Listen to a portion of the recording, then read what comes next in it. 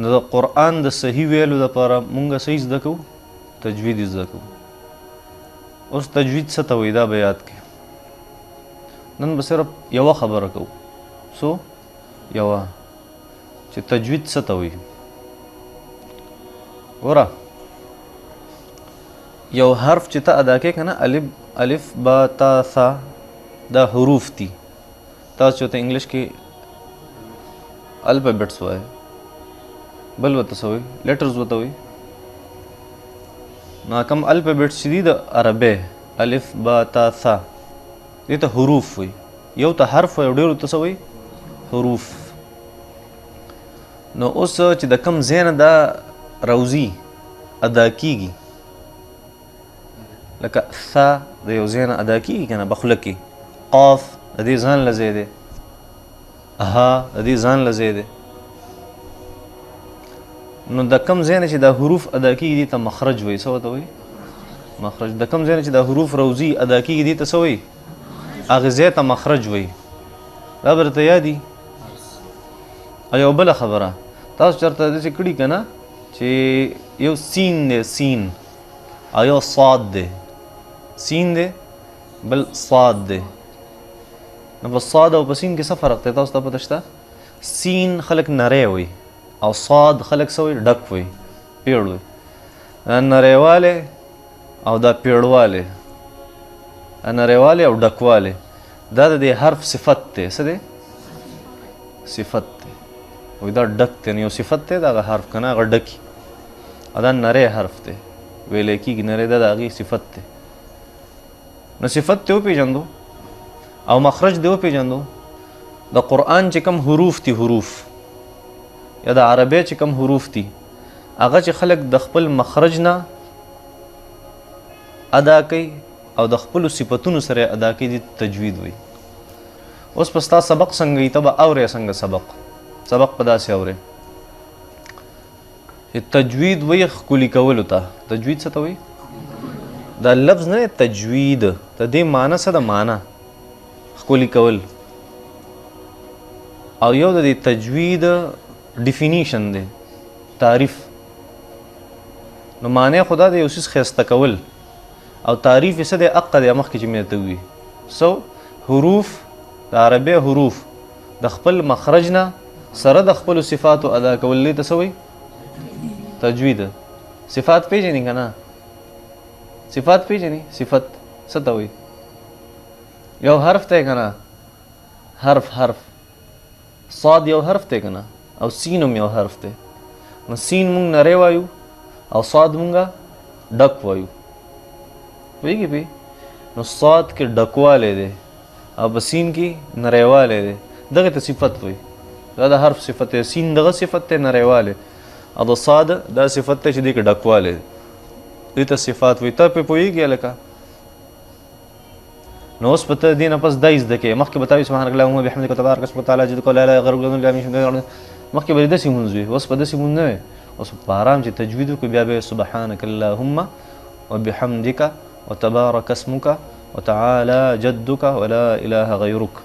نور کله چې د 4 رکعاته په 2 منټه کې کول اوس په 4 رکعاته په 8 منټه کې 100 منټه کې 8 منټه داسې وي. ښه ښه یو کس ووایه څه مې ووي ما تجوید څه ته وایي. یو د تجوید معنی ده یو د تجوید تعریف دی.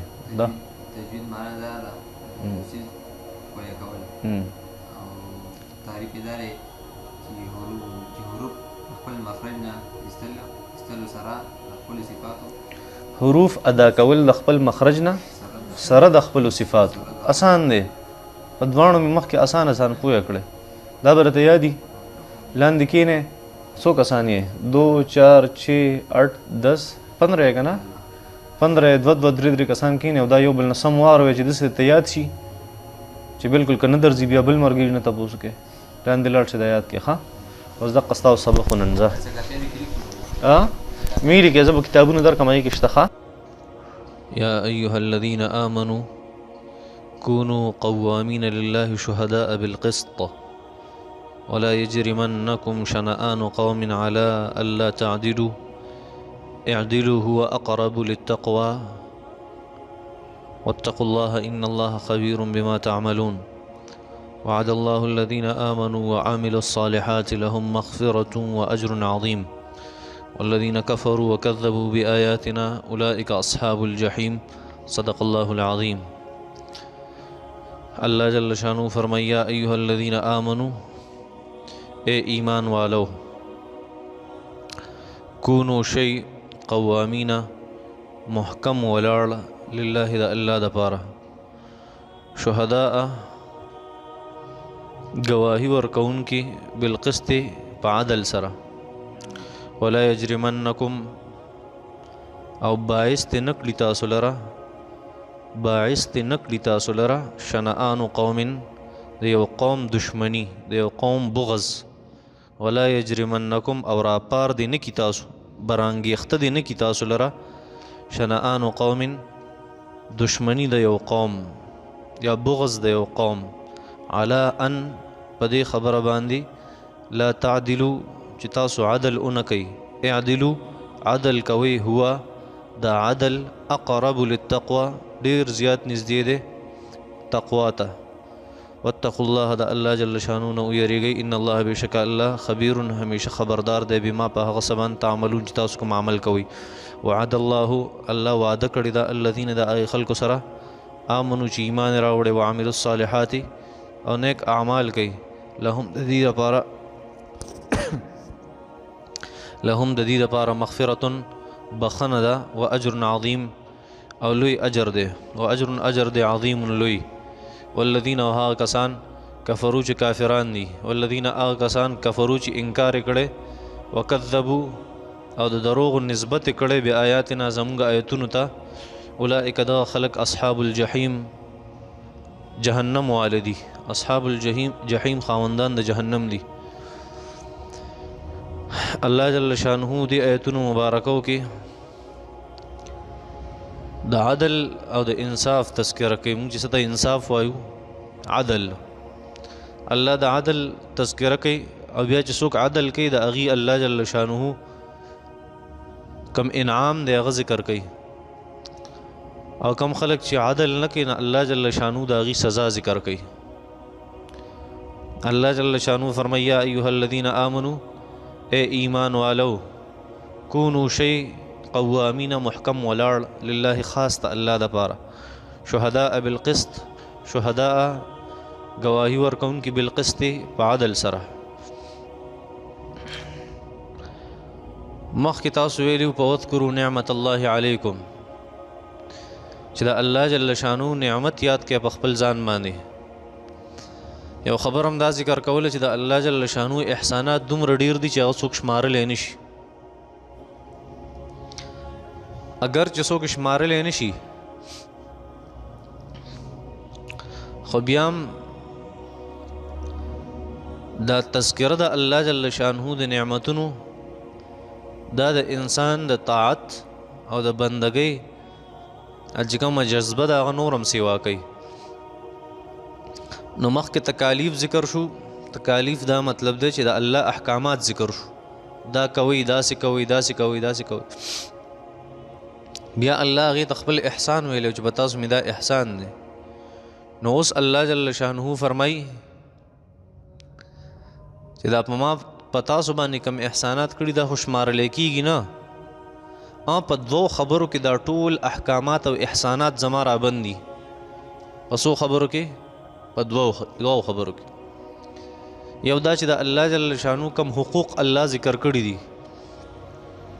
الله جل شانو چې کم خپل حقوق ذکر کړي هغه بجا راوړل او الله جل شانو چې کم حقوق د بندګانو ذکر کړي هغه بجا راوړل.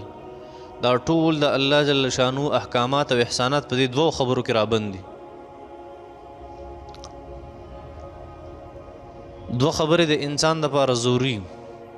یو تعظیم لامر الله د الله جل شانه چې کوم حکم دی د هغې عظمت کول د هغې قدر کول او دویم الشفقة على خلق الله د الله جل شانه په مخلوق باندې شفقت کول. نو دې دوو خبرو کې د الله جل شانه ټول احسانات او ټول احکامات هغه راځي شوي دي. نور د الله احسانات هغه څوک شمارلی نشي. نو الله جل شانه یا ایها الذین آمنوا ایمان والو ته خبره ذکر کوي چې کونوا قوامین لله، تاسو هر خبره کې د الله جل شانه د رضا لپاره ودرېږئ. دا هغه ړومبي سیس ته اشاره ده چې د الله حق دی. کونو تاسو شی قوامین محکم ولاړ لله د الله لپاره. او دویم شهداء بالقسط، تاسو چې گواهی ورکوي نو په عدل سره ورکوي. داسې گواهان ځان نه جوړ کړئ چې انصاف والا عدل والا گواهان د ځان نه جوړ کړي. نو دی د بندګانو حق طرف ته اشاره ده. نو دا ړومبی کونو قوامین لله دا تعظیم لامر الله دی. او شهداء بالقسط دا هغه دویم څه دی، شفقت علی خلق الله، الله په مخلوق باندې شفقت کول. اوس مطلب د دې څه دی؟ کونو قوامین لله او شهداء بالقسط. کونو قوامین لله دا مطلب دی تاسو ته ما وی چې هغه مرکزی خیال چې څه ته وایي، هغه مین پوینټ چې څه ته وایي، نو هغه د دې آیتونو څه دی؟ عدل دی او په عدل باندې عمل کول دي. او د هغې بیا جزا او سزا چې کومه ده، د عدل د کولو سزا جزا او د عدل د نه کولو سزا، صرف دې دریو آیتونو کې هغه ذکر کوي. نو دا دریواړه آیتونه د عدل و انصاف نه تاویږي. مین پوینټ څه دی؟ عدل و انصاف. نو اوس ګوره یو د الله جل شانه د پر عدل له، نو هغه خدا دی چې کونو قوامین لله. ایو د بندګانو د پر عدل له، هغه دا دی شهداء بالقسط. څنګه یو سړی دی هغه د الله جل شانه کونو قوامین لله مطلب د بیانوم چې د الله جل شانه د پر عدل څه ته وایي. د الله جل شانه د پر عدل دا دی کچرته د انسان رشتہ داران، د انسان مور، د انسان پلار، د انسان بچی، د انسان ښځه، دا ټول د یو انسان خلاف کوي، خو دغه انسان د هغې خبره ځکه نه مني او د هغې خلاف له ځکه توجه نه ورکوي چې دا د الله خلاف کوي دا خلک. نو ټول خلک یو طرف ته او د الله حکم بل طرف ته، او دی ودرېږي د چا سره؟ د الله جل شانو سره. دې ته څه وایي؟ کونو قوامین لله. تاسو ودرېږئ د الله جل شانو دپاره او ښه مضبوط ودرېږئ. بل ځای کې الله جل شانو فرمایي چې دا د مؤمنانو شان دی چې ولا یخافون لومة لائم، دی به د چا د ملامتۍ نه یریږي چې پلانکې به څه وایي، پلانکې به څه وایي، نه الله څه وایي بس ټیک. خلک ته وایي که نه، خلک بس څه نه وایي. په دنیا کې چا خلک خوشحاله کړي دي؟ دا نه، خلک په نه خوشحاله. خوشحاله به څوک په خوشحاله؟ الله به خوشحاله. او که مخلوق هغه داسې کارونه کول چې د الله جل شانه سره په تعلق کې نو بیا به د مخلوق هم خیال ساتي. صحیح ده؟ یا کم احکامات چې الله جل شانه د مخلوق لپاره ذکر کړي د هغې به هم خیال ساتي. خو نور د الله جل شانه د خالق حکم راغی او مخلوق د هغې مخالفت کو، ستا سره په هغه خبره کې ستا خلاف یې کو، نو بیا به د مخلوق خبرې له توجه نه ورکوې. د چا خبرې له به توجه ورکوې؟ د الله خبرې له. اول د الله جل شانه حق دی، د هغې نه پس د مخلوقاتو حق شروع کېږي. وقضا ربک الا تعبدوا الا ایاه. الله فیصله دا ده چې زما خبره ومنې ړومبی. وبالوالدین احسانه، د هغې نه پس د مخلوقاتو حق دی چې ړومبی پکې د والدینو حق دی. نو که ټول خلک په بل طرف باندې، خو د الله جل شانه حکم دی لا طاعة لمخلوق فی معصیة الخالق. بیا د مخلوق تابعداري څوک نه کوي د الله جل شانه په نافرمانۍ کې، چې د الله نافرماني وکړي د مخلوق خبره ومني، نه داسې څوک نه کوي. الله جل شانه فرمایي کونو تاسو شی ایمان والو قوامینا کلک ولاړ لله، د چا دپاره؟ خاص د الله دپاره. لله خاص د الله دپاره، د الله دپاره نه، خاص د الله دپاره. شهداء بالقسط دا هغه حقوق العباد ته اشاره ده چې الله جل شانه فرمایي شهداء بالقسط، چې گواهی به ورکوي په څه باندې؟ په انسان ځان داسې جوړ کړه چې گواهی او په قسط سره. په څه سره؟ قسط عدل ته وایي. عدل څه ته وایي؟ لکه یو عدل دی، یو انصاف دی. بار بار درته په دې کې فرق زه هغه ظاهرومه. عدل دې ته وایي چې مستحق ته خپل حق ورکول، انګریزی کې ورته اکویټي وایي. او یو انصاف ته هغې ته اکویلیټي وایي. صحیح ده؟ انصاف دې ته وایي چې هر څیز د الله په توره نیم کې نصف. انصاف دا مطلب یو څیز نیمول مکمل 50 د 50 د ته انصاف یو د عدل نه الله جل شانو چې دلته حکم کوي هغه حکم د څه کوي د عدل کوي د انصاف حکم نه کوي نو عدل وایي ته چې مستحق ته خپل حق ورکړي نه الله جل شانو حقدار چې الله سوی هغه حق ورکا او الله جل شانو چې د بنده باره کې سوی چې دا د بنده حقوق دی هغه بنده ته ورکا بس دا د دوو الفاظو درې څلور الفاظو خلاصه شو چې کونو قوامین لله تاسو محکم اوسئ کې د الله جل شانه د پاره خاص شهداء بالقسط او چې کله تاسو گواہی ورکوئ نو گواہی به هم د عدل گواہی ښه اسانه خبره ده چې خالق تخپل حق ورکول او مخلوق تخپل حق ورکول بس دا ایمان دی اسانه ده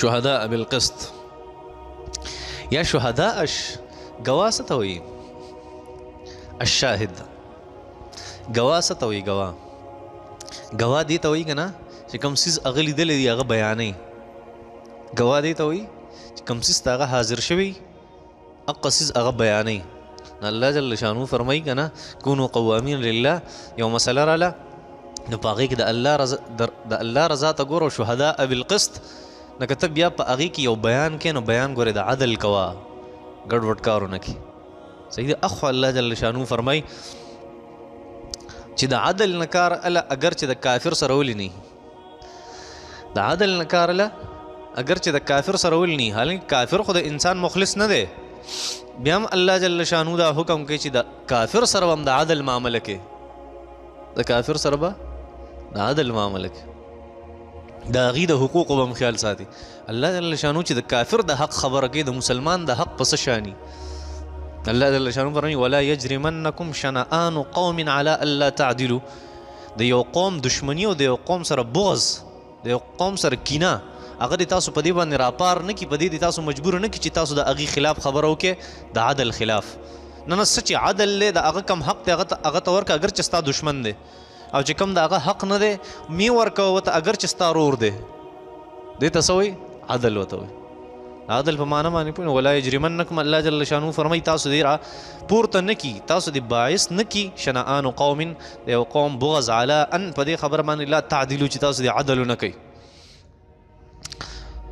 د کافر هم څه حق شته په مسلمان باندې او مسلمان باندې د کافر هم څه حق شته هغه دا چې کافر هغه سیزونه چې نبی کریم صلی الله علیه وسلم خپل احادیثو کې بیان کړي او قرآن مجید په هغې کې بیان شوي د کافر د حق باره کې هغه د کافر هم حقوق دي هغه دا چې کله ته د کافر سره یو معاهده وکړې نو معاهده به نه ماتې څو پورې هغه نه یې ماته کړي یا د الله حکم نه یې راغلی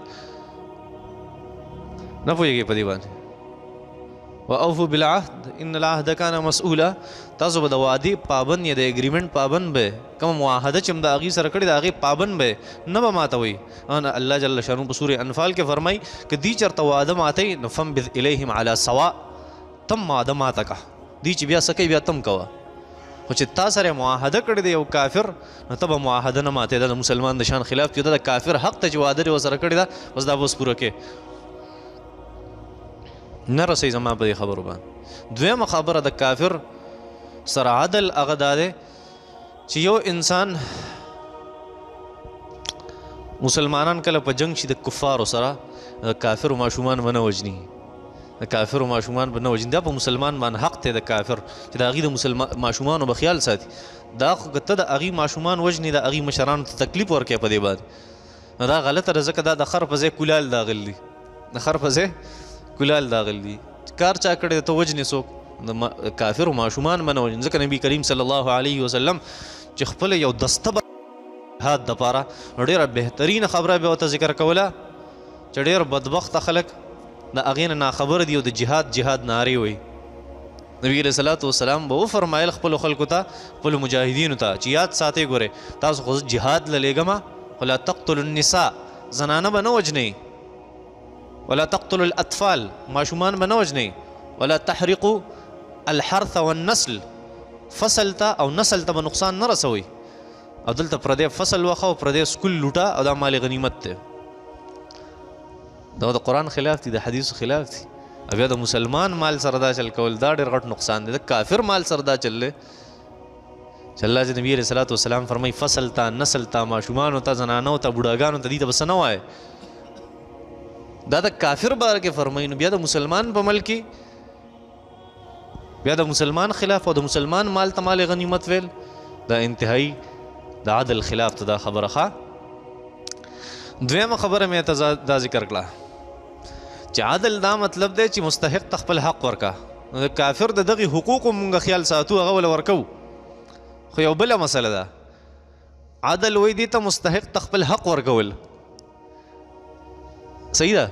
اوس یو کافر دا حق دار چې ته به څه کې ته به هغه له دعوت ورکې چې د مسلمان حکومت یې هغه به دعوت ورکې کافر له دا حق دی په مسلمان باندې د کافر چې دعوت په وله ورکوي. اوس که نه مني هغه نو بیا تورې ته ځان ټینګ که اوس حق د هغه دا جوړ شو مخکې حق سو دعوت اوس یې حق څه جوړ شو جهاد چې اوس د هغه خلاف وجنګېږه. تاسو ته مو عدل وایي عدل دې ته نه وایي چې هر چا سره ښه کوه دې ته عدل نه وایي عدل دې ته وایي چې مستحق ته خپل حق ورکول نه دا هغه اول حق دا دی د کافر چې هغه ته دعوت ورکا که هغه نه مني بیا د هغه علاج څه شی دی توره ده. اوس د عدل په معنی پوه شوې الله جل شانه فرمایي شهداء بالقسط ولا يجرمنكم شنآن قوم على الا تعدلوا عدل کوي اگر چې د کافر سره ولې نه عدل الله فرمایي اعدلوا هو اقرب للتقوى دا عدل لاس یو څه د تقوا ته ډېر زیات نږدې دی. تقوا ته څه مطلب انسان چې کله مستحق ته خپل حق ورکوي دنه ګناهونه نه کیږي. تقوا څه ته وایي ځان بچ کول الاتقاء عن معاصي الله د الله جل شانه د معصیت نه د الله جل شانه د نافرمانی نه خپل ځان ساتل دې ته تقوا وایي. نه اعدلوا تاسو عدل کوي هو اقرب للتقوى دا د تقوا سره ډېر زیات نږدې ده. بیا اخو الله جل شانه یا الاتقاء دا مته الاتقاء من عذاب الله چې کوم سړی عدل کوي الله جل شانه د عذاب نه دی بچ کیږي د تقوا وایي. واتقوا الله د الله جل شانه نه ویریږئ د عدل په معامله کې چې عدل کوي ښه مستحق ته خپل حق ورکوي. ان الله بشک الله خبیر خبردار دی بما تعملون په هغه څیزونو باندې چې تاسو کوم اعمال کوي په هغې اعمالو الله خبردار دی همیشه خبردار دی خبیر همیشه خبردار دی بما تعملون په هغې اعمالو چې تاسو کوي. اوس الله جل شانو خو د عدل حکم ذکر کو. اوس الله جل شانو چې یو انسان عدل کوي مستحق ته خپل حق ورکوي عدل کوي عدل د هغې جزا ذکر کوي او ورپسې کوم سړی چې داسې نه کوي د هغې سزا ذکر کوي. الله جل شانو فرمایي وعد الله الذین آمنوا وعملوا الصالحات کوم سړی چې په الله ایمان راوړي او کوم سړی چې عدل کوي وعملوا الصالحات چې عدل کوي مخکې د عدل خبره تېره شوه نو دلته دغې عدل ته عمل صالح ویلی شوی چې دا نیک عمل دی دلته اوس او دغې ته نیک اعمال وایي هم مستحق له خپل حق ورکول. ته چې د الله جل شانو حق پوره کې او ته چې د بندګانو حق پوره کې هغې ته خپل حقونه ورکې حقوق الله حقوق العباد دا اعمال صالحه دي که نه دي دغه اعمال صالحه دي څه ته چې عدل وایي. الله جل شانو فرمایي ایمان والذین آمنوا کم خلق چې ایمان راوړي وعد الله الذین آمنوا کم خلق چې ایمان راوړي دا شرط دی د اعمال صالحه او د قبلېدو دپاره. نو اعمال صالحه بیا عدل دی نو ایمان سره چې کله عدل راشي الله جل شانو فرمایي کارونه دې دوه وکړه کارونه دې څه وکړه دوه یو دې ایمان راوړو یو اعمال صالحه عدل. نو اوس چې تاله زه کومه جزا در کوم هغه هم دوه څیزونه در کوم لهم مغفره د دې دپاره مغفرت دی و اجر عظیم او جنت دی. څه مطلب دی مغفرت دا مطلب دی اسقاط السیئات ته وایي. مولانا څه ته وایي اسقاط السیئات د چا هغه ګناهونه هغه ختمول.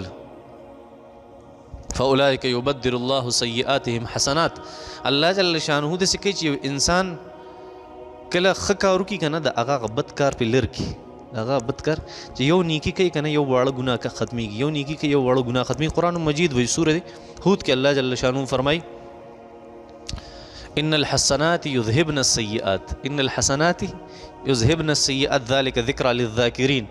سورة هود کې الله جل شانه فرمایي چې کله انسان نیک عمل کوي یو بد عمل ختمیږي ده او نبی علیہ الصلوۃ والسلام مبارک فرمایي اتبع السیئة الحسنة تمحها یو غلط کار په سټیک کار کوو نو غلط کار به دې ختم شي. ګناه کبیره نه واړه ګناهونه.